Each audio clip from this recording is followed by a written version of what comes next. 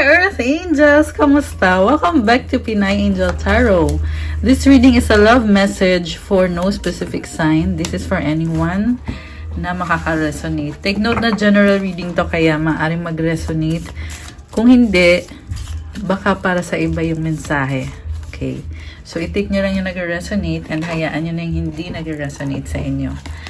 And sa reading na to, aalamin natin kung anong intention sa'yo ng taong mahal mo, kung anong feelings niya sa'yo, kung anong paparating, kung may pagbabago ba, or kung ano man ang lalabas na energies sa reading natin. And mamaya, kukuha ko din kayo ng mga oracle messages. At ito, meron na palang mga oracle messages din.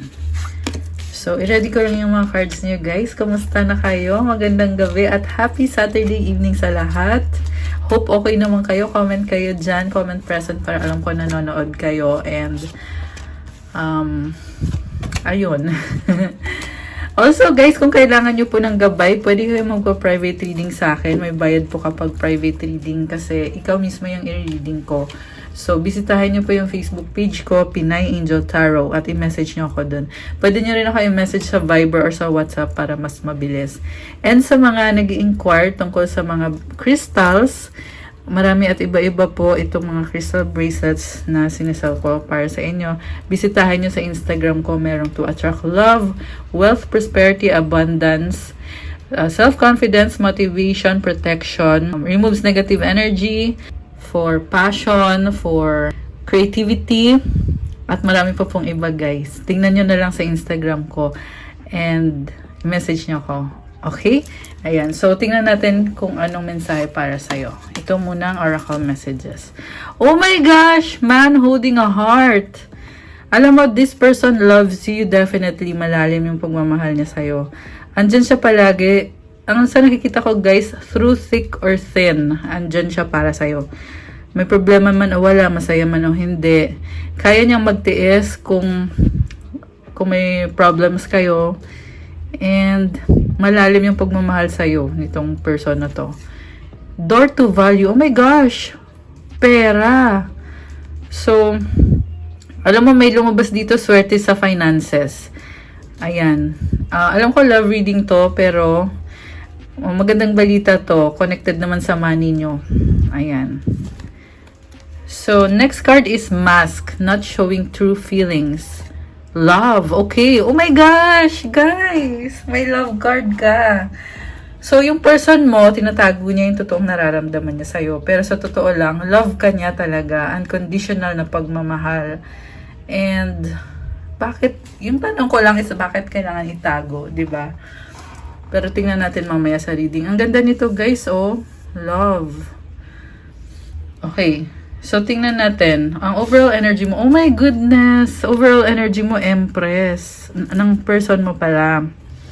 So, definitely in love sa'yo tong taong to. Maswerte ka sa kanya kasi gusto ka niya makasama for a long time, forever. At there is abundance sa buhay niya ngayon. Mukhang ready na siyang magmahal. Okay, yan yung nakita ko dito. Possible din na gusto niyang magkaanak kayo. There is physical attraction, so much attraction. And, ayun, gusto niya makasama ka. So, mamaya i-clarify pa natin yan. Ang focus niya ngayon is 5 of Swords. Mukhang meron ata kayong argument or disagreement. Pinoproblema ka niya eh. Ayan oh. Ayan. What crosses this person is the Magician. Pinoproblema niya yung sitwasyon kasi pakiramdam niya talo siya. Nakita ko parang minamanipulate niya eh. Possible na gusto niya magkaayos kayo pero parang ginagawa niya ng paraan kasi inuuna niya yung sarili niya. Andito yung manifestation symbol eh. So, sabi din dito, ready na siya. So, kung ano yon, mukhang ready na siyang mag-multitasking. Mukhang nagsasabay-sabay yung mga responsibilidad niya. Possible na isasabay ka niya. kasi nagmamanifest siya eh. Tinatry niyang balansehin. Okay. So, what lies below this person is Ace of Swords. Bagong idea. May gusto siyang gawin. Something na bago. Bagong simula to para sa kanya. I feel like gusto niyang tapusin kung ano yung hindi healthy sa connection nyo at magsimula kayo ulit. Pero kakaiba yung idea niya. Ang lakas ng energy ng air sign, Gemini, Libra, Aquarius. Meron ding Gemini, Libra, Taurus, Aquarius. Ang lakas talaga ng air sign. Malakas din ang water sign, Cancer, Pisces, Scorpio. Meron ding fire sign, Aries, Sagittarius. Although kahit naman anong sign pwede. So, may bagong idea siya. Meron din namang earth sign. Lahat naman pala ng sign andito. Capricorn, Taurus, Virgo. So, pero binanggit ko lang yung strong signs. Pero kahit anong sign talaga to. Okay? So, ngayon, parang gusto niyang mag-approach sa'yo. Pakita niya sa'yo na may feelings pa rin siya sa'yo. Kailangan ka niya. Gusto ka niya. And parang magsusorry sa'yo. Okay. What lies behind this person? King of Swords. Logical siya mag-isip eh. Pero ngayon, mas okay siya sa past. Parang tingin niya sa sarili niya. Excuse me. Sorry. Parang sa past, much stronger siya. Ngayon sa current, pinoproblema ka niya. Meron kayong problem talaga ngayon. Sa near future, naisip niya lalakas yung loob niya, Queen of Wands. Gusto kanyang pakasalan, gusto kanyang makasama at panindigan yung relasyon nyo or yung connection nyo. So, sa ngayon, nagmamanifest siya, the star energy. Ito yung influence sa connection nyo na wini-wish niya yung pinaka the best para sa buhay niya. Siyempre, kasama ka doon. And mukhang nagkakaroon siya ng hope and ng inspiration dahil sa connection na yan. Possible na ikaw talaga yung nag-i-inspire sa kanya. Oh my gosh! So, parang pag andyan ka kasi nafe-feel niya na masaya siya, secure siya, merong hope para sa kanya. Grabe, parang nafe-feel ko na need ka niya, kailangan ka niya. So, ang tingin niya sa'yo, oh my goodness! 10 of Cups, ikaw yung happiness niya, ikaw yung bumubuo sa kanya, nagbibigay ng sobrang saya sa kanya, at family din. So, parang tingin niya sa'yo, pamilya ka na niya, at kailangan ka niya, and parang ikaw yung kasagutan sa lahat ng hinihiling niya. Oh my gosh, grabe naman to. So, 10 of Cups, super love ka ng taong to, guys. Okay. And then, yung next card mo or yung mutual energies is 9 of Wands. Okay, so may nakita ko dito, ang daming frustration sa relasyon nyo, no? Parang ilang beses na hindi kayo nagkasundo ng taong yan. Pero, lumalaban pa rin siya eh. Ibig sabihin, andyan pa rin siya, hindi pa siya nawawala. So, possible na yung iba sa inyo, binlock yung communication or parang may inis eh. Okay? Or baka no contact. Okay. Outcome is 7 of Cups. Pinapangarap ka niya talaga pero nalilito pa siya kung paano, anong gagawin niya, paano niya ipapakita sa'yo yung totoong feelings niya. Oh my gosh! Nakakaloka. Super love ka ng taong to. So, mag-clarify tayo. Teka, kuha lang ako ng mga cards. The World, the Hermit, 6 of Cups. Oh my goodness. So, ending sa new beginnings. Nahihirapan siya sa buhay niya eh. Focus siya sa sarili niya. Parang feeling niya sa sarili niya. Madali siyang masaktan. Vulnerable siya. Namimiss ka niya. Kailangan ka niya. May mga memories kayo eh. So, meron din siyang lesson learned dito. Kita mo itong The World card, merong circle, 'di ba? So, yung circle na yan, it symbolizes completion of a cycle na napakahabang cycle na nagtatapos. At ngayon sa bagong simula, nagsa-start siya sa sarili niya eh. Ano bang kailangan ko? Ano bang gusto ko? And yes, favorable sa'yo. Nafe-feel niya na kailangan ka niya maging parte ng buhay niya. Princess of Cups, okay. Merong opportunity. 2 of Cups para mag-reconcile. So, I feel like crush na crush ka niya. Sobrang gusto ka ng taong to. Strength. Oh my gosh. 5 of Cups. 4 of Swords. Alam mo, nagsastruggle siya. Gusto ka niya, oo. Pero na-sense ko dito, mahihain siya eh. Tsaka vulnerable talaga siya ngayon. Nanghihinayang. Merong panghihinayang kasi nagkaroon kayo ng problems. Binabalik-balikan niya yun eh. Pakiramdam niya kasi, andyan pa rin yung problems niyo, hindi niyo pa naayos.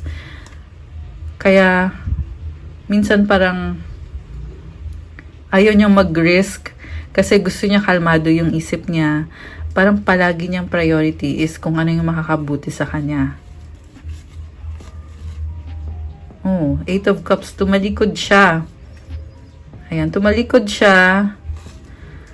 Ace of Pentacles, the Hangman. Okay. Grabe. Nakakaloka naman to. Grabe yung reading natin, guys. So, ito ngayon, di ba, tumalikod siya. Tapos, ngayon, dahil nga tumalikod na siya, iniisip niyang bumalik at mag-offer sa'yo ng opportunity, bagong simula, new beginning. Pero, parang ayaw niyang sabihin na burden para sa kanya yan. 10 of Wands. Mukhang marami siyang responsibilidad, marami kailangan ayusin. Possible din na gusto kanyang kontrolin at ayaw niya sabihin sa'yo na oo, babalik siya, pero parang gusto niya sumunod ka sa kanya or gusto niya gawin mo kung ano yung sinasabi niya. Parang conditional. I mean, di ko sinasabi na hindi kanya mahal kasi kanina nakita ko naman na totoong mahal ka niya unconditionally. Pero ngayon may nakita ko dito na gusto niyang kontrolin yung sitwasyon, yung relasyon yung dalawa for some reason. Ayan. Ang lakas sa energy ng Leo. Baka may kadi kayong Leo or merong Leo sa birth chart. Malakas din ang water sign, Cancer, Pisces, Scorpio. Meron ding energy ng Pisces. Fire sign, Aries, Leo, Sagittarius. Ayan. Although kahit naman anong sign pwede. So, gusto niyang kontrolin. Oh my gosh, nakakaloka! Charot. Okay. So, ang next card mo is Judgment and the 9 of Pentacles. Oh, the Fool. So, ang tagal niya inayos yung buhay niya eh. Ngayon dumating na siya sa point niya na parang somehow kontento naman na siya. Masaya naman na siya sa naging improvement sa sarili niya. Pero, anong susunod? Tingnan natin. Oh my gosh. The Devil, Princess of Wands. Sobrang gusto ka ng taong to. Mukhang obsessed sa'yo. Guys, nakakaloka. Ayan, oh, the Devil, Princess of Wands. Parang flirty energy. 3 of Wands. Okay. Ngayon nakita ko dito, pinapakiramdaman ka niya. Gusto niyang mag-move. Ayan, gusto niyang mag-the moves. The moves. Gusto niyang mag-move. Kasi, hindi ka maalis sa isip niya. Gusto niya ipakita sa'yo yung attraction niya sa'yo.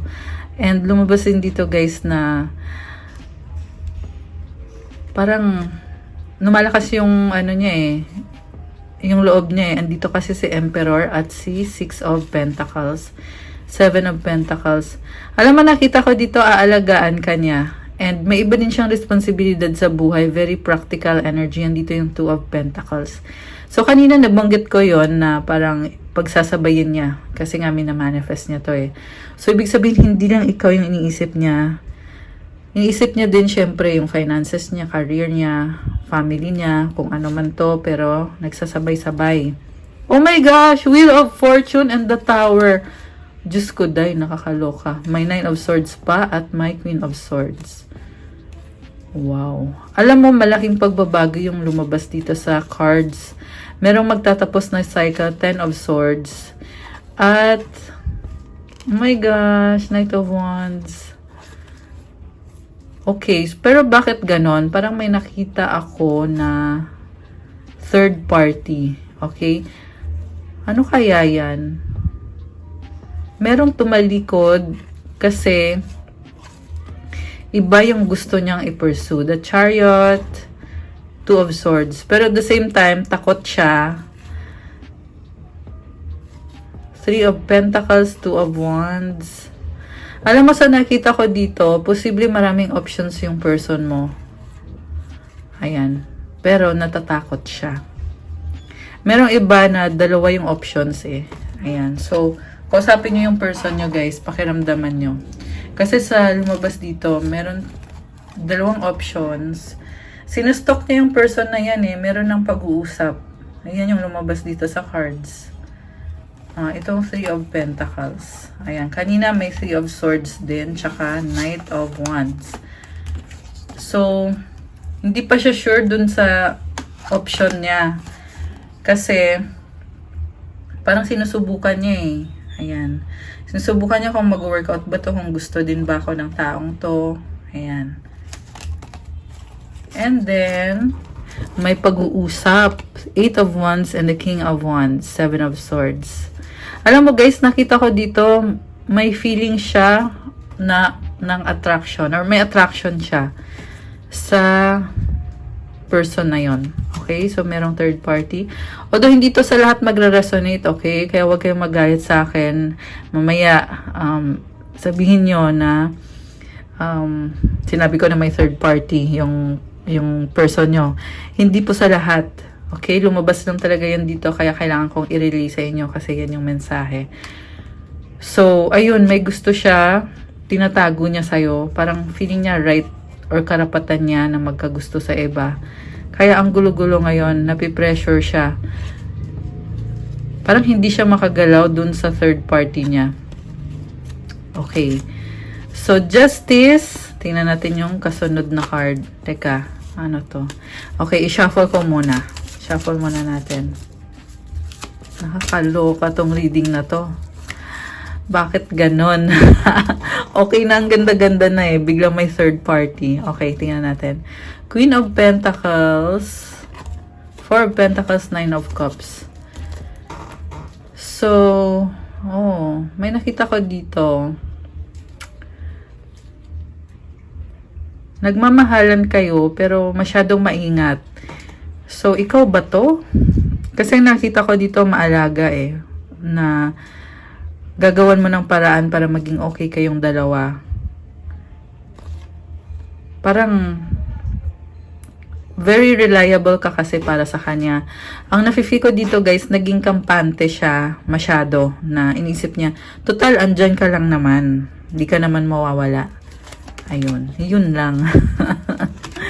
Nakakaloka. Knight of Pentacles, Four of Wands. May nakita kang LDR. Oo, committed kayo sa isa't isa pero malayo or mabagal. Okay.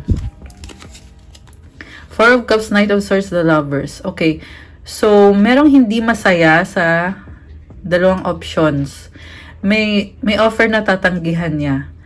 So, ayun. Kanina meron tayong nakita na merong third party. Ngayon may lumabas naman dito na may offer sa kanya pero ayaw niya. And the Lovers is about making a decision kung sino talaga yung tunay na mahal niya. So, dyan magkakaalaman. Dyan mo malalaman kapag nag-commit siya sa'yo, ibig sabihin marami siyang options or at least may isa siyang option maliban sa'yo at ikaw yung pinili niya. Kasi, andito yung Lovers eh. So, ang lakas ng energy ng Gemini dito. Check nyo yung birth chart ng person nyo. Kung hindi siya sun sign na Gemini, possible yan moon, rising, or Venus sign ay Gemini. Okay, although kahit naman anong sign pwede. Okay, kahit hindi Gemini. So, next card is Temperance, Knight of Cups, Three of Cups. Okay, so nag-a-adjust kasi romantic, may love, may romance. Alam mo, nakita ko dito, super in love at idealistic. So, posible naman na yung nakita nating third party temptation para sa kanya.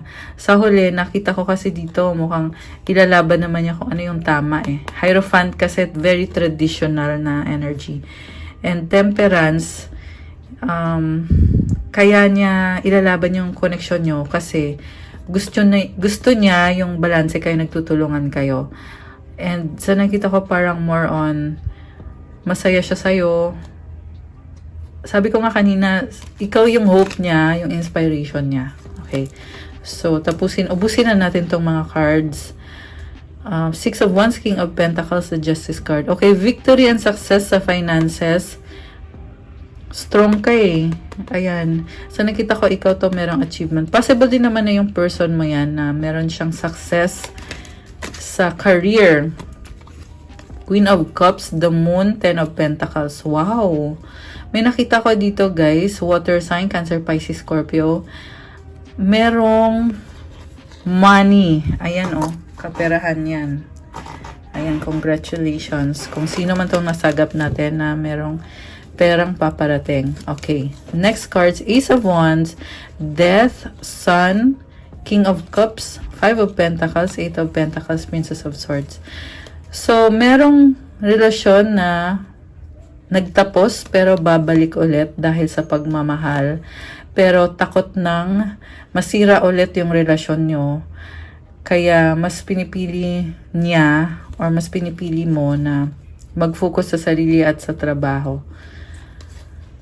Parang I feel like ikaw to eh na nagtapos na yung connection ninyo ng taong yan, nabigyan ng bagong opportunity kasi nga mahal niya isa't isa. Pero ngayon, hirap ka na, parang kumbaga, may lamat na or meron na talagang something dito na parang hindi na may ibabalik. Unless siguro kung pag-usapan nyo talaga yung masinsinan na pag-uusap, heart-to-heart conversation. And ang ginagawa mo na lang is hinihintay mo siya, parang inisip mo na lang na, sige, gawin mo na lang kung ano yung magpapasaya sa'yo. Andito lang ako. And sa ngayon, curious ka pa rin sa kanya, pero hinahayaan mo na lang siya. Ayan. So, grabe no, ang haba ng story, pero natapos din. Nakakaloka. Parang roller coaster ride yung reading natin ngayon, guys. Ayan, so, alam mo sa huli yung lumabas na, na third party, hindi sa lahat yon at meron kasing magdidesisyon eh. So, kahit merong temptation sa paligid, merong magdidesisyon na ikaw yung pipiliin niya. So, yan yung mahalaga sa reading na to. Misunderstanding nagtatampo. Oh my gosh! Akin ka lang, possessive. Diyos ko da, yun lang yung problema dito kasi hindi niya kayang mawala ka eh. Or hindi niya kaya makita na may iba ka. Inisip niya dapat akin ka lang, possessive siya sa'yo. Ayan, pero merong misunderstanding or tampuhan. Oops, nalaglag. Okay. Akin ka lang paulit-ulit sa isip. O, diba? Naisip ka niya. So, siguro spending time with friends, pabago-bago, doubt. Okay, merong iba sa inyo ay maraming options, kaya pabago-bago, no? Or maraming friends. Ayan. Kaya nalilito tuloy. Okay, so ano pang energies dito sa reading natin ngayong gabi? Okay, ito. Oh my gosh, babe! And matigas ang ulo, stubborn. So, ibig sabihin pag matigas ang ulo, guys, parang may sariling mundo to eh. Na hindi siya sumasang-ayon sa'yo. Yung papaniwalaan lang niya kung ano yung tingin niya sa sitwasyon. Parang tingin niya laging siya yung tama, siya yung masusunod. Kanina nga sabi ko nga sa'yo eh, gusto niyang bumalik sa'yo pero may kondisyon na dapat siya yung masusunod. Control niya yung relasyon niyo o yung connection niyo. Nakakaloka. Ba't ganon? Oh my gosh! I miss you! Kilig much, super in love. Diyos ko, day. Ayan. May mga kilig-kilig moments. Okay, so, last card para sa ating viewers. Oh my gosh! Yes, yes, yes. This is a wish granted. Isa pa nga. Okay, merong toxic. Oh. Alam mo, nakita ko dito, obsession to eh. Oh my gosh. Unhealthy. Entitled, toxic, obsessed, cheating, third party. Meron talagang unhealthy habits yung iba sa inyo, guys. Yung kadil nyo. Ayan. Although hindi lahat to ha. Pero, kung resonate ka sa reading na to, ayan, possible. Possible na yan yung mga makakadil mo. Okay. The one that got away. Oh my gosh! Sweet. Nakakaloka. So, very romantic energy. Okay. Kuha ko kayo ng advice card. Self-care. Okay. And advice.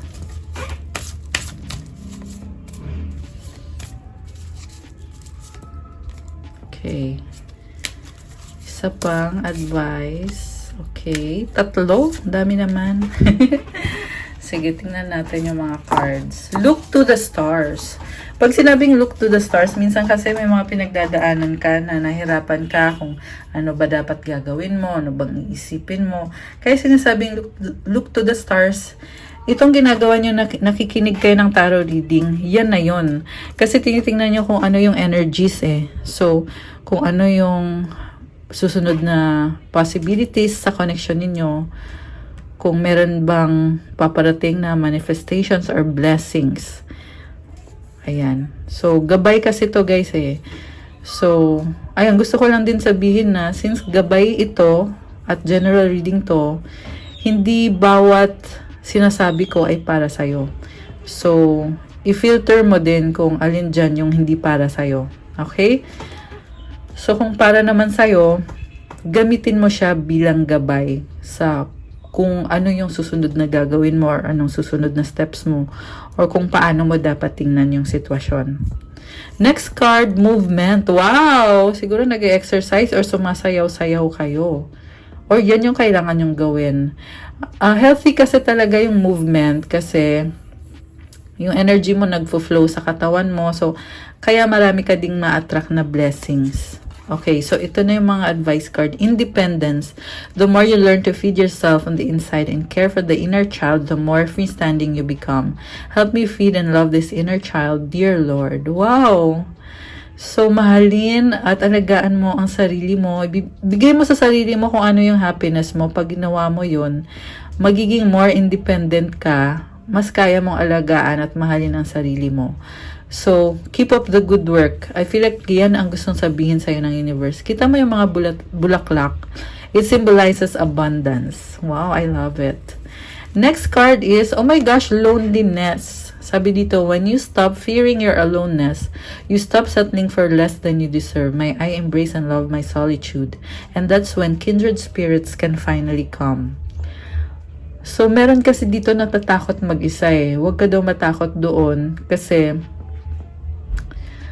pag hindi ka natatakot mag-isa, hindi ka magsasettle for less.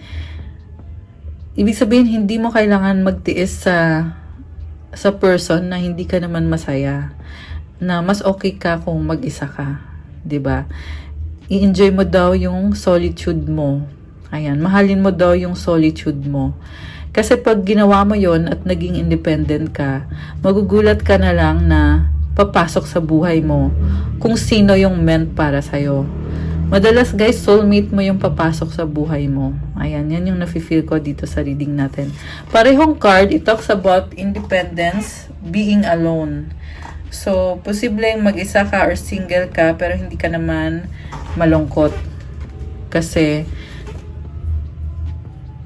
you won't settle for less than you deserve. Hindi ka takot. At, mahal mo yung pagiging independent mo or yung solitude mo. Ayan. And yung last message, compassion. Wow! As you pray each day for greater compassion, a new self is born, drawing new people and experiences. Dear Lord, help me feel ever deepening self-acceptance.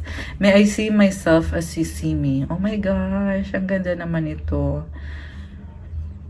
So, alam mo kapag mapagmahal ka sa ibang mga tao, nagkakaroon ng pagbabago sa sarili mo at maraming na-attract lalo sa'yo mga tao at mga experience sa buhay. And mahalin mo daw ang sarili mo at tingnan mo yung sarili mo kung paano ka tingnan ni God, which is sobrang mahal ka ni God. Ayan, ang ganda naman ito. I love it. So, marami pang taong lalapit sa'yo o dadating sa buhay mo, papasok sa buhay mo, kapag ikaw mismo nagpapakita ka ng compassion sa mga tao sa paligid mo. Oh my gosh! Ayan, nafe-feel ko na merong soulmate na magkikita-kita. Wow, I love it. Okay guys, so that's all for our love message ngayong araw na to. I-click nyo na yung like at mag-comment na kayo kung nagustuhan nyo ba or kung nag-resonate ba ang reading na to or kung ilang percent nag-resonate. Kung hindi nag-resonate, okay lang i-comment nyo pa rin para alam ko. And kung kailangan nyo ng gabay, again, message nyo ako sa Facebook page ko for private reading para masend ko sa inyo yung mga detalye.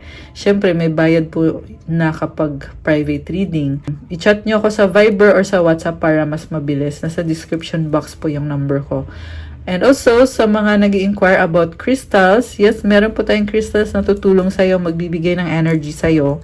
May dasal na yan pagdating sa'yo. So, tutulungan ka sa specific intentions mo.